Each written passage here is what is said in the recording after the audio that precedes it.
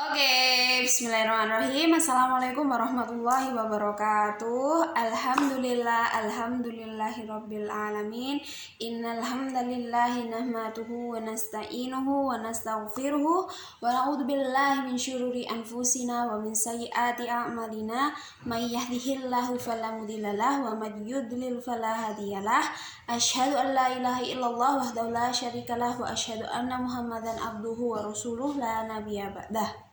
Oke, halo pemirsa, mohon maaf. Halo teman-teman, perkenalkan puji syukur alhamdulillah kita semua atas berkat rahmat Allah kita bisa berkumpul bersama dalam video kultum ini bersama saya Viola, seperti itu ya. Jadi kedua kalinya semoga Nabi Muhammad SAW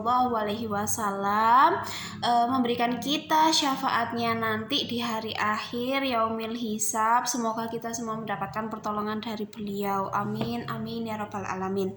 Jadi perkenalkan teman-teman, seperti yang saya sebutkan sebelumnya bahwa nama saya adalah Viola, peserta KMM Malabar 5 yang akan memberikan sedikit menyampaikan mengenai zakat, seputar zakat gitu ya. Nah, kebetulan juga saya juga salah satu amil dari Lazisme Kota Batu. Ini ceritanya tidak disponsori tapi memang saya suka ada backgroundnya seperti itu ya. Nah, jadi gini teman-teman, kita sifatnya sharing-sharing saja ya. Kita akan bahas tentang zakat, apa itu zakat, terus jenisnya apa saja, kemudian penyalurannya bagaimana, menghitungnya zakat bagaimana, kemudian apa saja atau seputar yang zakat di situ. Oke, nggak asing dong dengan apa itu zakat. Setiap tahun kita mengeluarkan, contohnya itu seperti kita mengeluarkan di bulan-bulan hari-hari akhir bulan Ramadan seperti zakat fitrah ya gitu. Jadi kita biasanya membayar zakat fitrah sesuai dengan nisabnya. Nisabnya berapa?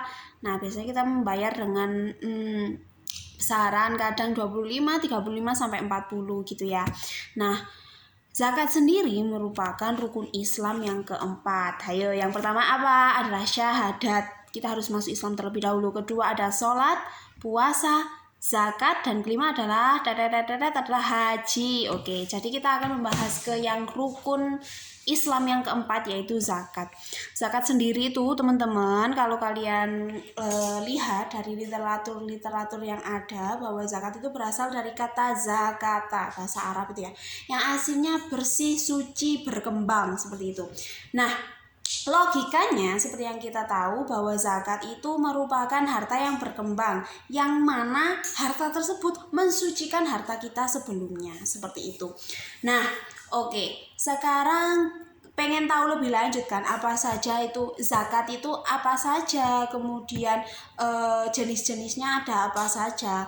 Baik, zakat itu sebenarnya itu kalau zaman dahulu, zamannya teman-temannya Nabi Muhammad, seperti siapa aja ya teman-temannya, seperti apa ya, Abu Bakar, kemudian di zamannya Umar bin Khattab, terus di zamannya teman-temannya yang lain itu zakat itu simple, cuma zakat perniagaan, terus zakat emas dan perak, sama yang terakhir yaitu zakat pertanian. Cuma 3 itu aja teman-teman. Tetapi dengan berkembangnya waktu, zakat itu berkembang menjadi banyak sekali. Hal ini kenapa sih kok berkembang banyak?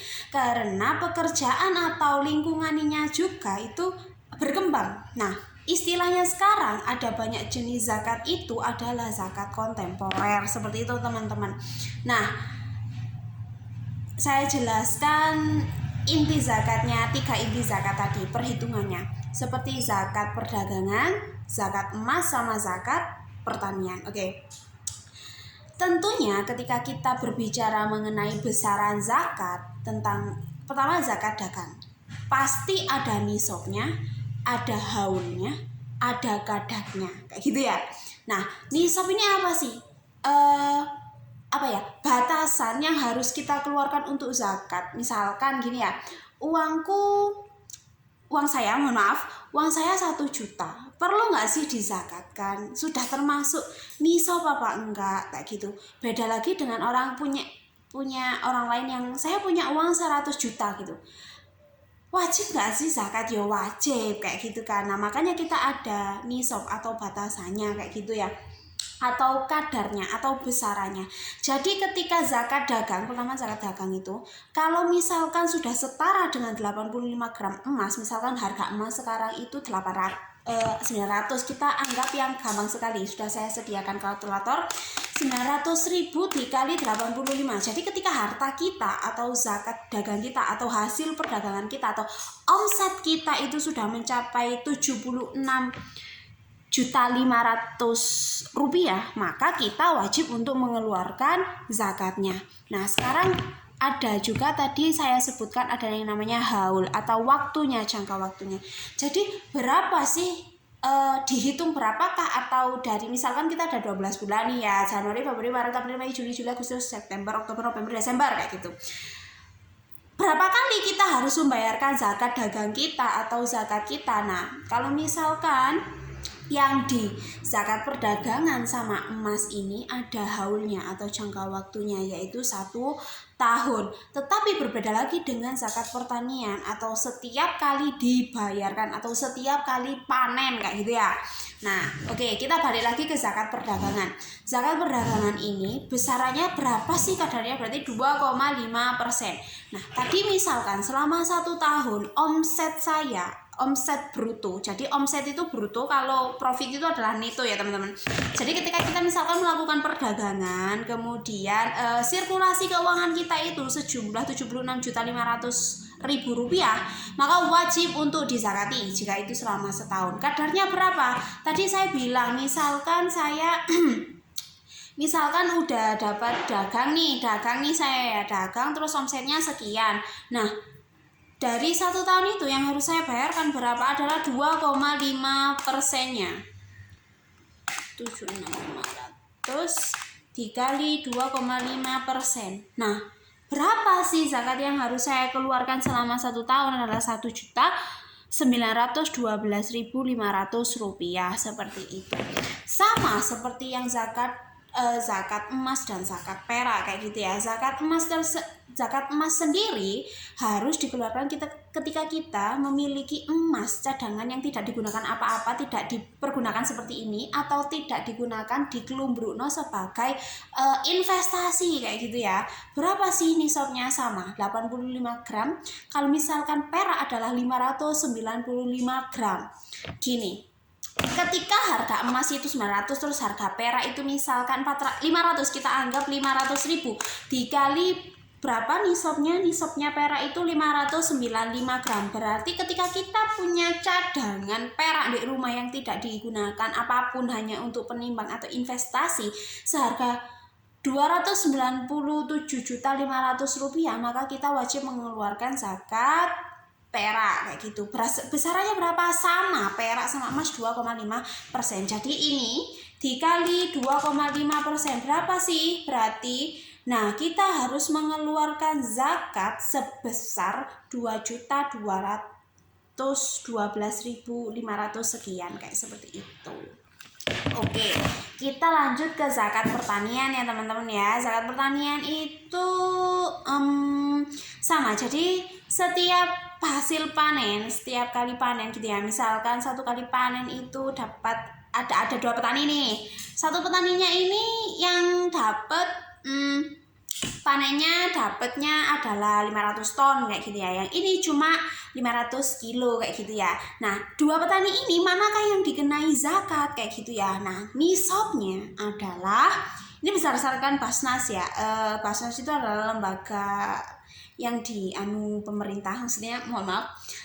Jadi berdasarkan informasi yang saya dapatkan bahwa nisabnya lembaga zakat sekarang itu adalah yang ini adalah 524 kilo. Jadi yang dikenai zakat petani yang mana? Yang ini atau yang ini? Jadi yang dikenai zakat adalah petani yang ini, yang mana pendapatan zakatnya adalah 500 ton. Karena yang petani satunya ini cuma pendapatan zakatnya itu 500 kilo saja, tidak sampai nisab. Haulnya setiap kali. Jadi haulnya atau jangka waktunya adalah setiap kali panen.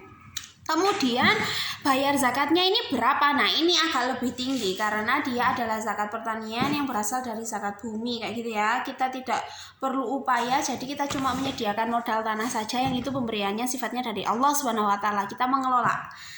Jadi besarannya agak panjang, 5% sama 10%.